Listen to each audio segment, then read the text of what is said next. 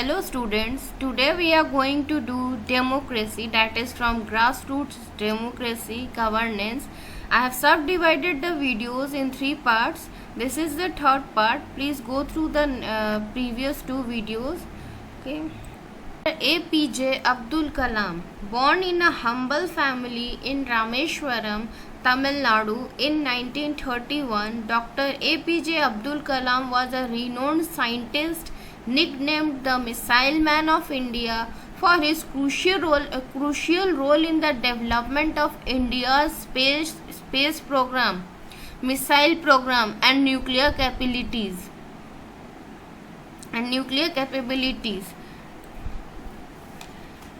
So the name of Dr. APJ Abdul Kalam was, the full name is Abul Pakir Jainuluddin Abdul Kalam. Dr. Abdul Kalam served as the 11th President of India from 2002 to 2007. Despite his high status, he remained deeply connected to the people and the youth in particular. Through his passion for good education and innovation, he inspired millions with his humility, dedication to social causes, and commitment to the nation. He tirelessly encouraged young Indians to dream big and work hard to achieve their goals.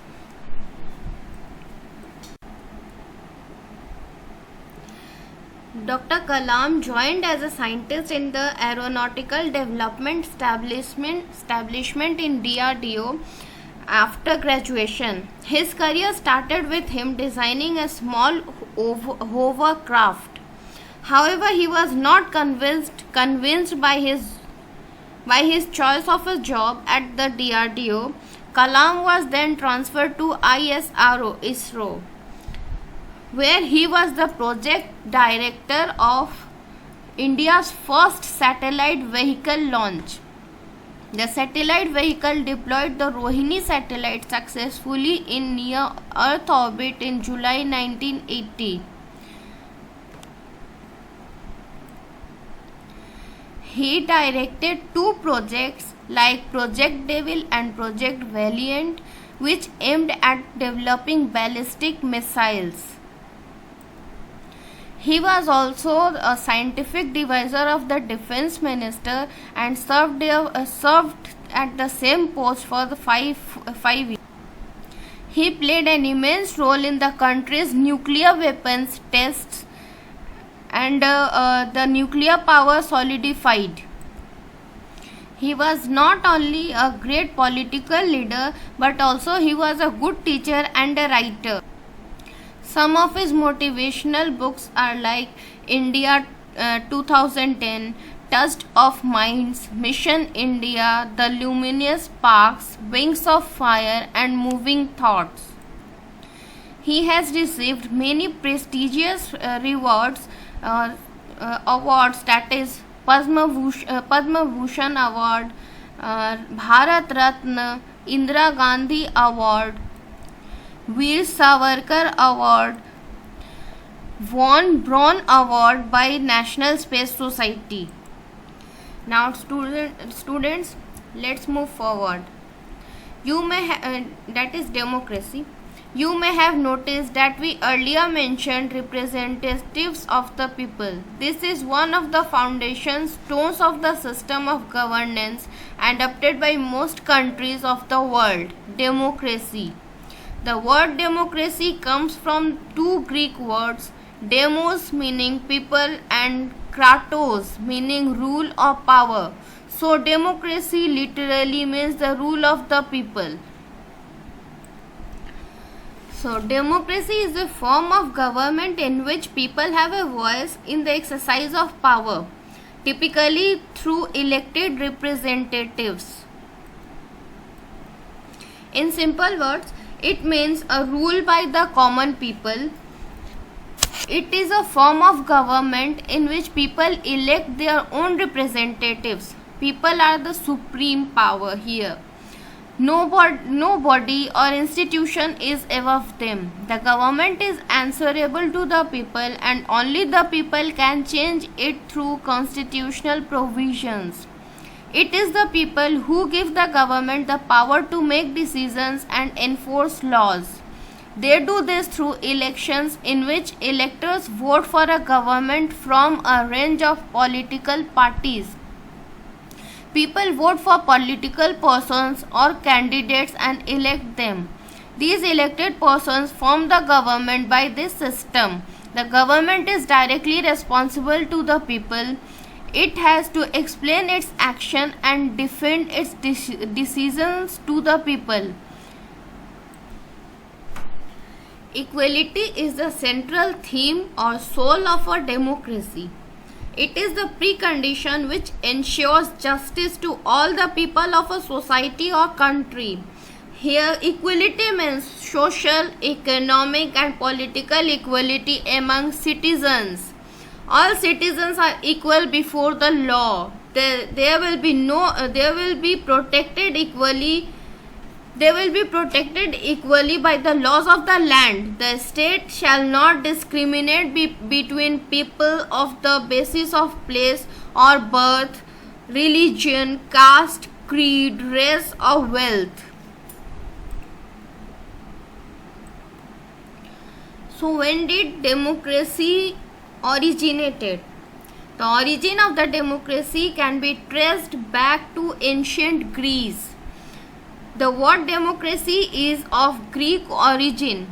It is as old as the ancient Greek civilization. The earliest democratic system emerged in the Greek city of Athens, where all the adult male population formed an assembly and participated in the decision-making process directly. In the Roman public also, there were some elements of representative democracy. Some public posts were filled by elections. So, one of the earliest instances of democracy were found in ancient India also. Sometime before the 6th century BC, the Mahajanapada of Vaishali, it is presently in Bihar, India, was the world's first republic. The democratic Sangha, Ghana and Panchayat systems were present in some of these republics. The Panchayat system is still in practice in Indian villages right now also. In the earliest democracies of the world, only men who had certain level of property and education were only allowed to vote. The women, the poor and uneducated persons were not allowed to vote earlier. But at present, the government has made law that everybody can vote. The men, the male, the female, the person who is above 18 years old has the right to vote. But can all people actually rule? It is clearly not possible. Imagine there is a problem that your class wants to bring to the attention of your school's principal. Maybe there is something wrong with the classroom or with the school's infrastructure, or perhaps you would like to propose a certain date for a field trip. Will the entire class go to the principal? It would clearly not be practical. In many schools, classes have a class monitor or class representative whom the whole class elected. Even if there is none, one representative can be selected for this specific purpose. It will be enough to send the representative to the principal. It is the same principle at the state or national levels through elections. People vote for representatives who will be the elected members of their respective assemblies. They are generally called members of Legislative Assembly or MLAs. At the state level, and member of parliament or MPs at the national level. All these members discuss laws, problems and solutions in the assemblies, and through dialogue and debate try to convince each other whenever there are different opinions. Like any modern democracy, therefore, India is a representative democracy. It is also the world's largest democracy with some 970 million voters in 2024. In principle, all Indian citizens above the age of 18 have the right to participate in these elections. Imagine that your class is planning to go for a picnic. There are two possible places, A and B. The class discusses the pros and cons, distance, time, cost, availability of basic facilities, etc. It becomes difficult to arrive at a decision, so your teacher decides that voting can solve the problem. The number of students in favor of place A raise their hands, then the number of students in favor of place B raise theirs. The decision is taken by whichever option gets a larger number of raised hands. This process is called voting. This is a case of direct democracy where every student's opinion was taken to finalize the place. The term grassroots democracy refers to a system that enables and encourages the participation of ordinary citizens. The base of the pyramid we saw in figure 10.4, the pyramid, let me show you.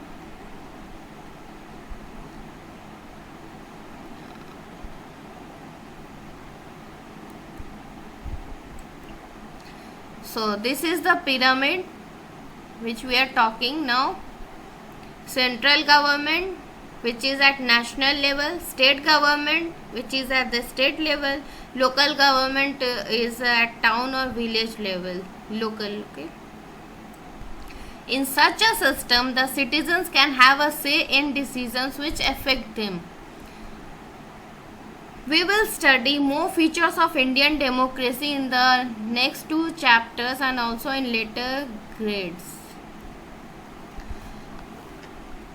So, what are the features of democracy? Democracy is a rule by the people. The basic idea of democracy is that people rule themselves by participating in the making of these rules. That is, people have the power to elect their rulers or leaders. Representative democracy and present democracy is usually meant as a representative democracy.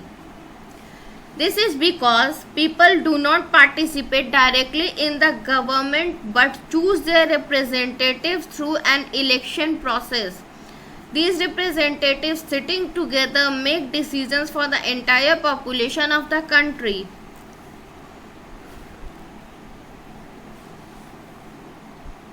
Earlier, before democracy, but in today's world also, in present in some countries, you will see there is monarchy and dictatorship. What is monarchy? The head of the royal family is the head of the nation. The monarch or the king or queen is succeeded by his or her closest relative. Mostly the head will be the eldest son of that royal family or the king, the son of the king or queen. This system, the monarch takes decisions and runs the government with the help of a small group of ministers or advisors. The kings or the queens do not have to explain their actions or defend their decisions to anybody. Example is Saudi Arabia, Jordan. These countries are the monarchical form of government. They follow the monarchical form of government. What is dictatorship? In a dictatorship, people have no rights and all the powers rest in the hands of one man only. That is, there is a single ruler with absolute powers. Most dictators gain power either through a military takeover or by seizing leadership from an existing ruler. In this system, citizens cannot raise any question about the government and its method of functioning. A citizen is not the master of his fate, but is always at the mercy of the dictator. Example is some countries are run by the dictators. In present also, the countries are Pakistan, Iran and North Korea.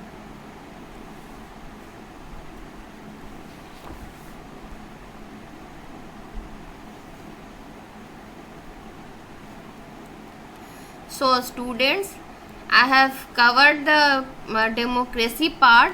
If you have any questions, if you have not understand any part, please comment me in the comment box. I will again make the video, upload it for you.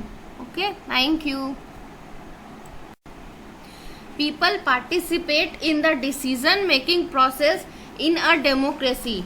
Apart from voting, there are other ways to participate in the process of governance. People can participate by taking an interest in the functioning of the government and by criticizing it whenever it does not work up to the expectations. People can express their views in many ways and make governments understand what actions they should take.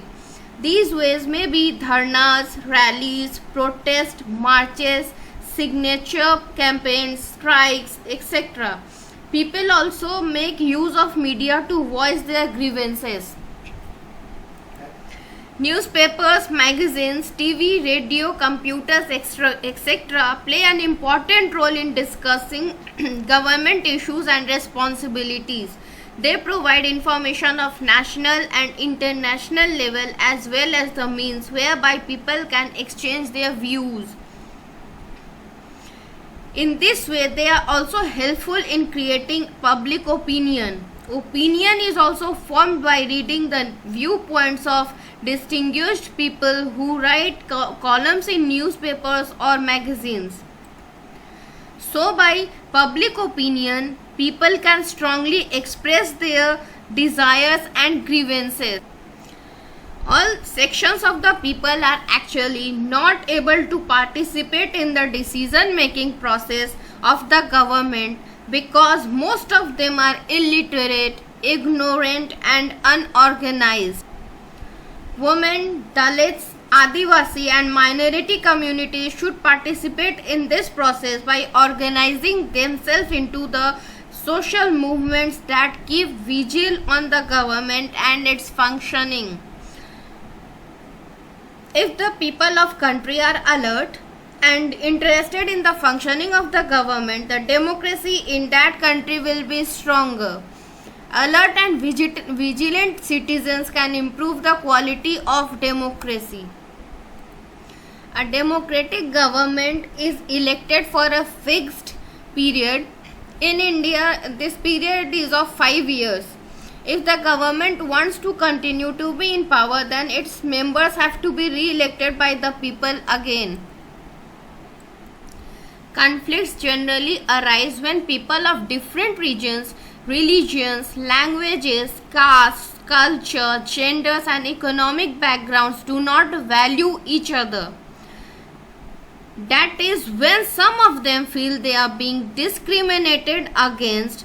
In such a situation, people of one group think that it is alright to use force to settle their differences. So conflicts often lead to violence and loss of lives and property. Religious processions often lead to conflicts. The route of the religious processions, the slogans of the procession create tension in the society. In such situations, It is on the government to find solutions to disputes or conflicts. In the case of religious disputes, first of all, the police finds out the representatives of the concerned communities to meet and try to find a solution. The police is also responsible for ensuring that violence does not take place. If the matter goes to the court, it gives the final judgment. If the case of river water disputes, the central government takes various steps to ensure that a fair distribution of water should be worked out for both the states. Maybe two states are fighting for the water distribution of a river. The water is not equally been distributed to both the states. Then this dispute will the government will just solve by distributing equally.